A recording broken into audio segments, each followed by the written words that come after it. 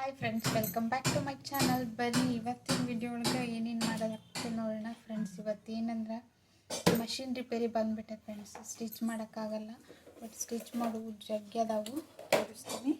ಎಲ್ಲ ಸ್ಟಿಚ್ ಮಾಡುವ ಬಟ್ಟೆ ಅದಾವು. ಇದೇನಾಗಿತ್ತಂದ್ರೆ ಈ ಥರ ಸ್ಟಿಚ್ ಮಾಡಿದ್ರೆ ಹುಡುಗರು ಇದೇನು ಪರ್ಕ ಬೀಳಕತ್ತಿಲ್ಲ, ಸಂಬಂಧನ ಇಲ್ಲ ಅನ್ನೋಂಗೆ ಆಗ್ಬಿಟ್ಟೈತೆ ಫ್ರೆಂಡ್ಸ್. ಅದಕ್ಕೆ ಏನು ಮಾಡಬೇಕು ಗೊತ್ತಾ, ಅದಕ್ಕೆ ಟೆನ್ಷನ್ ಆಗಕತ್ತೈತಿ ನಮ್ಗೆ. ಇದ್ರೊಳಗೆ ಏನು ಅಷ್ಟು ಗೊತ್ತಿಲ್ಲ, ಸಣ್ಣ ಪುಟ್ಟ ಏನಾದರೂ ಮಾಡ್ಬೋದು. ಬಟ್ ಇದು ಇಲ್ಲಿ ಪರ್ಕ್ ಬೀಳಕತ್ತಂದ್ರೆ ಈ ಸೈಡ್ ಏನು ಹುಚ್ಚಕ್ಕೆ ನನಗೆ ಬರೋದಿಲ್ಲ. ಬಟ್ ಟ್ರೈ ಮಾಡ್ತೀನಿ. ಆಮೇಲೆ ಕಂಪ್ಲೇಂಟ್ ರೈಸ್ ಮಾಡಿದ್ರೆ 4 ದಿನಕ್ಕೆ ಬರ್ತಾರೆ ಅವರು. 4 ದಿನದ ಮಟ್ಟ ಅಂದ್ರೆ ಅಷ್ಟೊತ್ತಿಗಂತೂ ನಾನು ಒಂದಿಷ್ಟು ಬಟ್ಟೆ ಕೊಡಬೇಕು. ಸೊ ಅದಕ್ಕೆ ನೋಡೋಣ, ಟ್ರೈ ಮಾಡೋಣ, ಬಿಚ್ಚಿ ನೋಡುವ ಫ್ರೆಂಡ್ಸ್. ಕರೆಕ್ಟ್ ಆಗಲಿಲ್ಲ ಅಂದ್ರೆ ಕಂಪ್ಲೇಂಟ್ ರೈಸ್ ಮಾಡೋಣ ಅಂತ ಅಂದ್ಕೊಂಡಿನಿ. ಈಗ ಆಲ್ರೆಡಿ ಆಯಿತಾ ನಮ್ಮದು ಬಟ್ಟೆ ಸ್ಟಿಚ್ ಆಯಿತಾ ಅಂತ ಕೇಳ್ತಾರೆ. ಅವ್ರಿಗೆ ಏನು ಆನ್ಸರ್ ಮಾಡ್ಬೇಕಂತ ಗೊತ್ತಾಗಲ್ಲ ಫ್ರೆಂಡ್ಸ್. ಪಾಪ ಅವ್ರದ್ದೇನು ತಪ್ಪಲ್ಲ.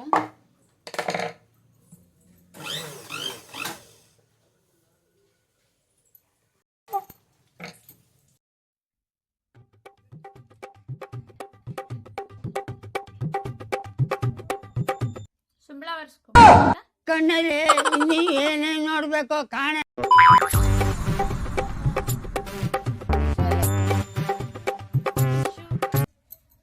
ಎಲ್ಲಿ ಬಿತ್ತು?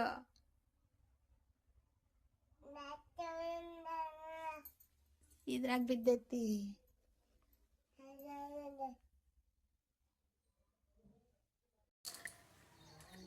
ನಾನು ನೋಡಿದ್ದೆ ಫ್ರೆಂಡ್ಸ್, ಅದು ನನಗೂ ಏನೂ ಗೊತ್ತಾಗಕತ್ತಿಲ್ಲ.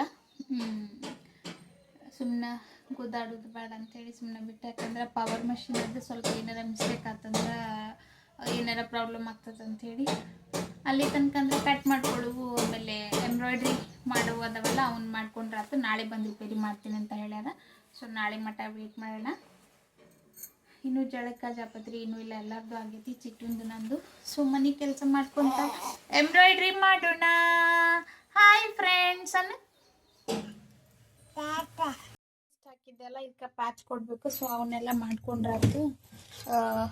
ಒಂದಿಷ್ಟು ಇವದಾವಲ್ಲ ಫ್ರೆಂಡ್ಸ್, ಇವನ್ನೆಲ್ಲ ಕಟ್ ಮಾಡ್ಕೋಬೇಕು. ಕಟ್ ಮಾಡ್ಕೊಂಡಿದ್ದೀನಿ ರೀ. ಲೈನಿಂಗ್ ತೊಗೊಂಬಂದು ಕೊಡ್ತೀರೇನ್ರಿ? ಕಟ್ಟರ ಮಾಡ್ತೀನಂತ ಇವತ್ತು ಹುಚ್ಚಿದ್ ನಂಗೇನು ಗೊತ್ತಾಗೋಲ್ರಿ. ಇಲ್ಲೊಂದು ನಟ್ ಐತಿ, ಇಲ್ಲೊಂದು ಹುಚ್ಚಿದೆ. ಇದನ್ನ ತಿರ್ಗಿಸಿದ್ರೆ ತಿರುಗ್ತತಿ. ಇದನ್ನ ಸೊ ನಮ್ಮ ಮನೆಯವರು ಸ್ವಲ್ಪ ಮಾಡಿ ನೋಡೋಣ ತಡಿ ಬಂದ್ರೆ ಮಾಡ್ತೀನಿ, ನಂಗೇನಾರ ಗೊತ್ತಾಗ್ತದಂತೆ ಚೆಕ್ ಮಾಡಿದ್ರೆ. ಅವರು ಮಷಿನ್ ಅದಾವಲ್ಲ ಮನೆಯೊಳಗೆ, ಕಟಾವು ಮಷಿನ್ ಅವೆಲ್ಲ ಇದು ಸ್ವಲ್ಪ ಐಡಿಯಾ ಇರುತ್ತೆ ಅವರಿಗೆ. ಹಂಗಾಗಿ ಅದೆಲ್ಲ ಸ್ವಲ್ಪ ಓಪನ್ ಮಾಡಿಕೊಂಡು ಏನೇನು ಮಾಡಿದ್ರು ಏನೋ ಸ್ಟಾರ್ಟ್ ಆಯ್ತು. ಅದೊಂದು ಸಮಾಧಾನ ಆಯ್ತು. ಮತ್ತೊಂದು ಫ್ಯಾಬ್ರಿಕ್ ಮತ್ತು ಕಂಪ್ಲೀಟ್ ಆಗುತ್ತಲ್ಲ ಅಂತ ನಂದು ಟೆನ್ಷನ್ ಆಗಿತ್ತು. ನನಗೆ ಓಡಾಟಕ್ಕೆ ಅವರು ಇದನ್ನು ಮಾಡಕತ್ತಿದ್ರು. ಹಾಗಾಗಿ ಮತ್ತು ಸ್ವಲ್ಪ ಆಯಿಲ್ ಬಿಟ್ವಿ, ಅಲ್ಲೇ ಆಯಿಲ್ ಬಿಟ್ಟು. ಮತ್ತು ವ್ಯಾಸ್ಲಿನ್ ಜಾಸ್ತಿ ಯೂಸ್ ಮಾಡ್ಬೇಕು ಫ್ರೆಂಡ್ಸ್ ಇದಕ್ಕೆಲ್ಲ. ಅವ್ರಿಗೆ ಐಡಿಯಾ ಐತಲ್ಲ ಮಷಿನ್ದೆಲ್ಲ ರಿಪೇರಿ ಮಾಡಿ ನೋಡಿ ಹೀಗಾಗಿ ಅವರು ಇದನ್ನೆಲ್ಲ ಓಪನ್ ಮಾಡ್ಕೊಂಡು ಇದನ್ನು ಮಾಡಿದ್ರು. ನನಗೆ ಇದ್ರದ್ದು ಇಲ್ಲ, ಬ್ಲ್ಯಾಕ್ ಕಲರ್ ಮಷಿನ್ ನಾನು ರೆಡಿ ಮಾಡ್ಕೊತಿದ್ದೆ. ಆಮೇಲೆ ನಮಗೆ ಲೇಡೀಸಿಗೆ ಅಷ್ಟು ಗೊತ್ತಾಗಂಗಿಲ್ಲ. ಯಾರು ಜೆಂಟ್ಸ್ ಇದ್ರಂದ್ರೆ ಮನೆಯೊಳಗೆ ಈಸಿಯಾಗಿ ಬಿಚ್ಚಿ ಇದು ಮಾಡ್ತಾರೆ. ನೆಟ್ ಹುಚ್ಚಕ್ಕೂ ಬರೋಲ್ಲ ಫ್ರೆಂಡ್ಸ್ ಒಮ್ಮೊಮ್ಮೆ ನನಗಂತೂ. ಲಾಸ್ಟ್ ಟೈಮ್ ಬಂದರೆ ಟೆಕ್ನಿಷಿಯನು ಟೈಟಾಗಿ ಮಾಡೋಕೆ ಬಿಟ್ರೆ ವಾಪಸ್ ಬಿಚ್ಚಬೇಕಂದ್ರೆ ನೆಟ್ಟ ಬಾಯಿ ಬಿಟ್ಕೊಂಡ್ಬಿಡ್ತು, ಆ ಪರಿ ತಿರುಗಿಬಿಟ್ಟಿರ್ತಾರೆ. ಹಾಗಾಗಿ ಇದಕ್ಕೆಲ್ಲ ಸ್ವಲ್ಪ ಗಂಡು ಮಕ್ಕಳಾದ್ರೆ ಈಸಿಯಾಗಿ ಮಾಡ್ಬೋದಂತ ಅನ್ನಿಸ್ತದೆ ನನಗೆ. ಇವರು ಇದನ್ನೆಲ್ಲ ಬಿಚ್ಕೊಂಡು ಆಯಿಲೆಲ್ಲ ಹಾಕಿ ಮತ್ತು ಏನೇನೋ ಮಾಡಿದ್ರಪ್ಪ. ಒಟ್ಟು ಮಾಡಿದ್ಮೇಲೆ ಕರೆಕ್ಟ್ ಆಯ್ತು. ಆದ್ರೆ ಇನ್ನೂ ಸ್ವಲ್ಪ ಅದ್ರದ್ದು ಏನೋ ಒಳಗೆ ಸಿಕ್ಕೊಂಡಂಗೆ ಅನಿಸ್ತದೆ ಫ್ರೆಂಡ್ಸ್. ಅದು ಈಸಿಯಾಗಿ ತಿರುಗಾಕತ್ತಿಲ್ಲ. ಹಾಗಾಗಿ ಕಂಪ್ಲೇಂಟ್ ರೈಸ್ ಮಾಡು, ಬಟ್ ಇವತ್ತು ಸದ್ಯಕ್ಕೆ ಹೊಲಿ ಕಂಪ್ಲೇಂಟ್ ಮಾಡುವಂಗೆ ಮಾಡಂತ ಹೇಳಿದರು. ಹಾಗಾಗಿ ಅವರಿಗೆ ಟೆಕ್ನಿಷಿಯನ್ಗೆ ಬರೋಕ್ಕೂ ಹೇಳೀನಿ ನಾಳೆ. ಅದೇನಾರ ಯಾಕಾಗಲಿ ಬಂದು ಸ್ವಲ್ಪ ಚೆಕ್ ಮಾಡಿ ನೋಡ್ರಿ ಅಂತ. ಯಾಕಂದ್ರೆ ಪ್ರೊಫೆಷ್ನಲ್ಲಾಗಿ ಅವ್ರು ಮಾಡ್ತಿರ್ತಾರಲ್ಲ, ಅವರಿಗೆ ಗೊತ್ತಿರ್ತೈತಿ. ಆಮೇಲೆ ನಾವು ಈಗ ರನ್ ಆದ ತಕ್ಷಣ ಹಂಗೆ ಇದು ಬಿಟ್ಬಿಡ್ತೀವಿ. ನಾವು ಸರ್ವಿಸ್ ಕೊಡಲೇಬೇಕು. 1 ವರ್ಷಕ್ಕೆ ಒಂದು ಸಲ ಆದರೂ ನಾವು ವರ್ಷಾಗ 2 ಸಲ ಈ ಥರ ಸರ್ವಿಸಿಗೆ ಕೊಟ್ಟು ಯೂಸ್ ಮಾಡಿದರೆ ಮಷಿನ್ಸು ಭಾಳ ದಿನ ಬರ್ತಾವೆ. ನಾವು ಬರೀ ಸ್ಟಿಚ್ ಮಾಡೋದು ಅಷ್ಟೇ, ಆಮೇಲೆ ಅದಕ್ಕೆ ಖರ್ಚೇನು ಮಾಡಲ್ಲ ಅಂತಂದರೆ ಸ್ವಲ್ಪ ಕಷ್ಟ ಆಗುತ್ತೆ. ಅವು ಮೇಂಟೆನೆನ್ಸ್ ಮಾಡ್ತಾ ಇರಬೇಕು ಮಷಿನ್ಗೆ. ಸೊ ಹಾಗಾಗಿ ನಮ್ಮ ಮನೆಯವರು ಬಾ ಅಂತ ಹೇಳು, ಬಟ್ ಸದ್ಯಕ್ಕೆ ನಡಿತೈತಿ ಸ್ಟಿಚ್ ಮಾಡಂತ ಹೇಳಿ ಕೊಟ್ಟರು. ಸ್ಟಿಚ್ ಮಾಡುವನ್ನೆಲ್ಲ ಸ್ವಲ್ಪ ಸ್ಟಿಚ್ ಮಾಡಿ ಕಂಪ್ಲೀಟ್ ಮಾಡಿದೆ. ಒಂದು ಬ್ಲೌಸ್ ಸ್ಟಿಚ್ ಮಾಡ್ದಿತ್ತು ಫ್ರೆಂಡ್ಸ್, ಅರ್ಜೆಂಟ್. ಅದು 4 ಬ್ಲೌಸ್ ಕೊಟ್ಟಿದ್ರು ಅವರು. ಸೊ ಹಾಗಾಗಿ ಅದನ್ನೊಂದು ಸ್ಟಿಚ್ ಮಾಡಿ ಮತ್ತು ಹೂಕ್ ಹಚ್ಚಬೇಕು. ಬೇರೆದೆಲ್ಲ ಆತಂದ್ರೆ ನಾವು ಸ್ಟಿಚ್ ಮಾಡಿ ಕೊಟ್ಬಿಡ್ಬೋದು, ಬಟ್ ಇವು ಬ್ಲೌಸಿಗೆಲ್ಲ ನಾವು ಅಟ್ಯಾಚ್ ಮಾಡಬೇಕು. ಮತ್ತು ಈ ಥರ ಏನಾರ ಎಕ್ಸ್ಟ್ರಾ ಕೆಲಸ ಜಾಸ್ತಿ ಇರ್ತಾವೆ, ಹೆಮ್ಮಿಂಗ್ ಮಾಡೋ ಇರ್ತಾವೆ ಒಂದೊಂದು ಬ್ಲೌಸು. ಸೊ ಹೀಗಾಗಿ ಟೆನ್ಷನ್ ಆಗಕ್ಕೆ ಸ್ಟಾರ್ಟ್ ಆಗ್ತೈತೆ ನನಗೆ. ಕೆಲವೊಮ್ಮೆ ಏನು ಮಾಡ್ತಾರಂದ್ರೆ ಕೊಟ್ಟಿರ್ತಾರೆ, ಆಮೇಲೆ ಅರ್ಜೆಂಟ್ ಮಾಡೋಕ್ಕೆ ಸ್ಟಾರ್ಟ್ ಮಾಡ್ತಾರೆ, ನಮ್ಗೆ ಬೇಕ್ರಿ ಅಂತೇಳಿ. ಇವರು ಕೊಡುವಾಗ ಅರ್ಜೆಂಟ್ ಏನಿಲ್ಲ ಅಂತ ಹೇಳಿದರು, ಈಗ ಅರ್ಜೆಂಟ್ ಬೇಕ್ರಿ ಅಂತ ಹೇಳಕತ್ತಾರ. ಅದಾದಮೇಲೆ ಒಂದು 4 ಲೆಹಂಗಾ ಮತ್ತು ಇದು ಬಂದವು.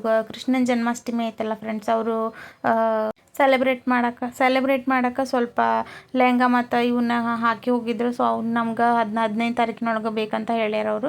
ಸೊ ಸೆಲೆಬ್ರೇಷನ್ ಮಾಡೋಕ್ಕೆ ಮತ್ತು ಪ್ರಾಬ್ಲಮ್ ಆಗ್ತದಂತ ಇನ್ ಟೈಮ್ ಕೊಡಬೇಕಂತ ಅಂದ್ಕೊಂಡೆ. ಫ್ರೆಶ್ ಅಪ್ ಎಲ್ಲ ಆಗಿ ಬಂದು ಕೆಲಸ ಎಲ್ಲ ಮುಗ್ದಿತ್ತು ಫ್ರೆಂಡ್ಸ್. ಸ್ಯಾಟರ್ಡೆ ಅಂಥೇಳಿ ಇವತ್ತು ಸ್ನಾನ ಲೇಟ್ ಆಯ್ತು ನಂದು, ಇಲ್ಲಾಂದರೆ ಡೈಲಿ ಬೆಳಗ್ಗೆ ಫಸ್ಟ್ ಸ್ನಾನ ಮಾಡೋದು. ಸೊ ನಂದು ಚಿತ್ತಂದು ಜಳಕ ಎಲ್ಲ ಆಗಿ ಈಗ ನಮ್ಮ ಕೆಲಸಕ್ಕೆ ನಾವು ಹೋಗ್ಬೇಕು. ನಾನು ಎಂಬ್ರಾಯ್ಡ್ರಿ ಮಾಡಬೇಕು. ಚಿಟ್ಟು ನಿಂದೇನೈತಿ ಕೆಲಸ? ಚಿಟ್ಟು ಉಡಾಳ್ತನ ಮಾಡಬೇಕು. ಟಾಟಾ.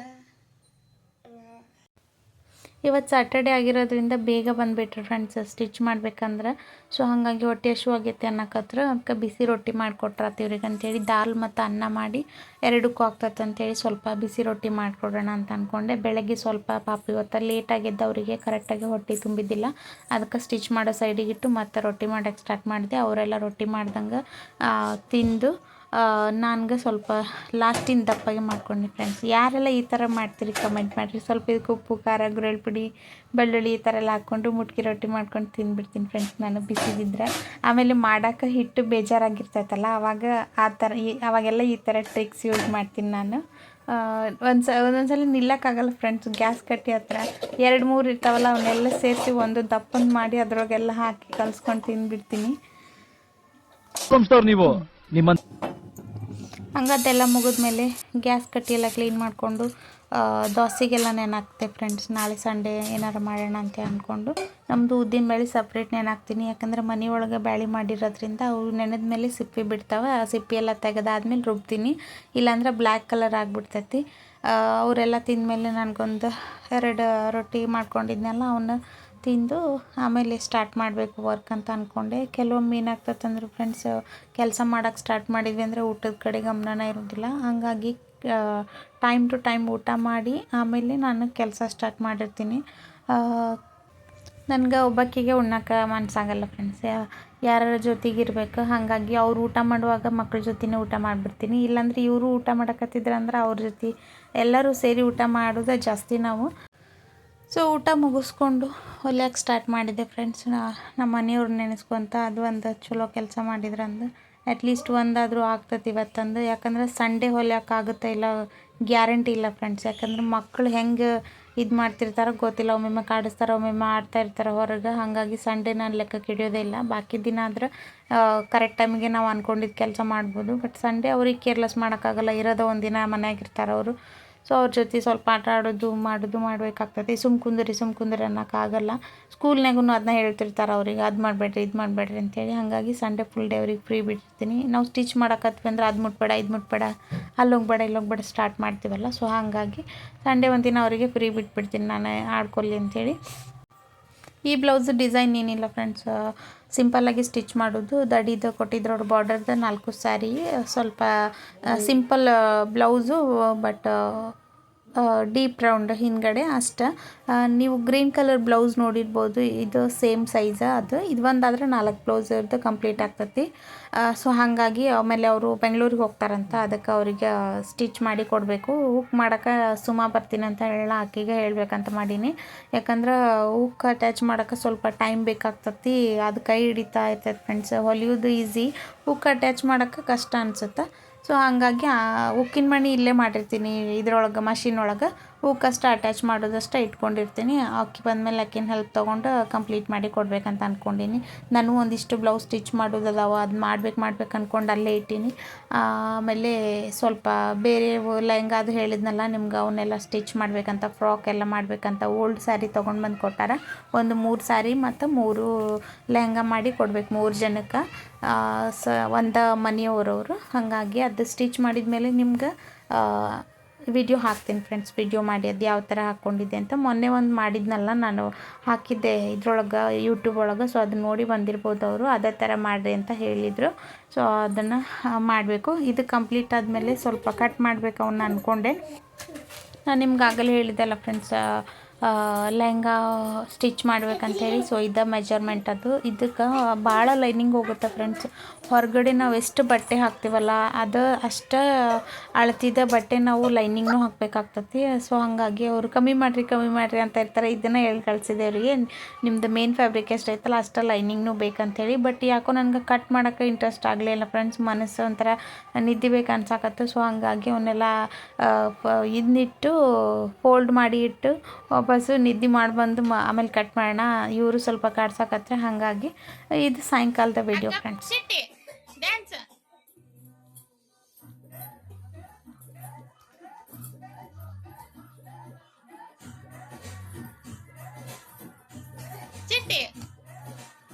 ಚಿಟ್ಟು ಡ್ಯಾನ್ಸ್ ಮಾಡು. ಸರಿ ಜಾನು.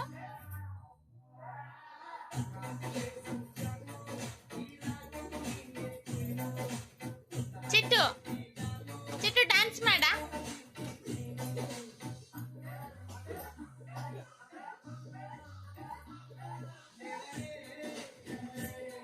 ಹೇಳು ಇಂದಿರನ್ನ ಕೊನೆ ಮಗಳೇ.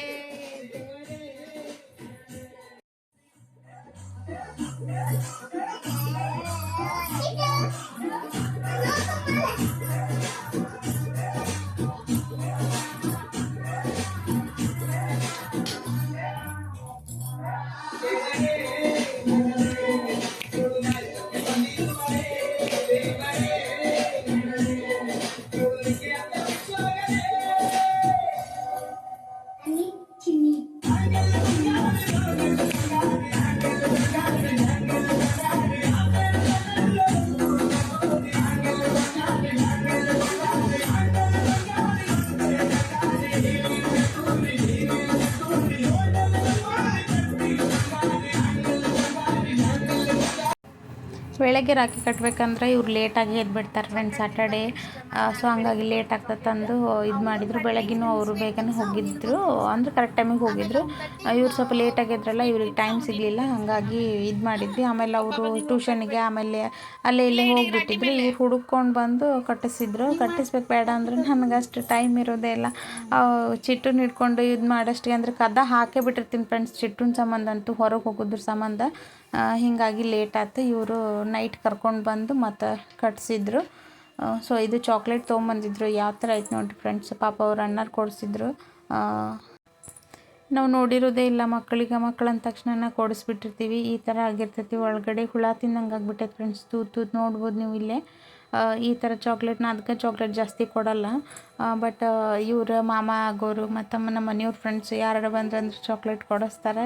ಈ ಥರ ಎಲ್ಲ ಎಕ್ಸ್ಪೈರ್ ಆದ್ರೆ ಆಮೇಲೆ ಈ ಥರ ಕೆಟ್ಟಿದ್ದ ಚಾಕ್ಲೇಟ್ ಯಾಕಾರ ಅಂಗಡಿ ಒಳಗೆ ಇಡ್ತಾರೆ ಏನೋ ದೇವ್ರವೆಲ್ಲ ಫ್ರೆಂಡ್ಸ್.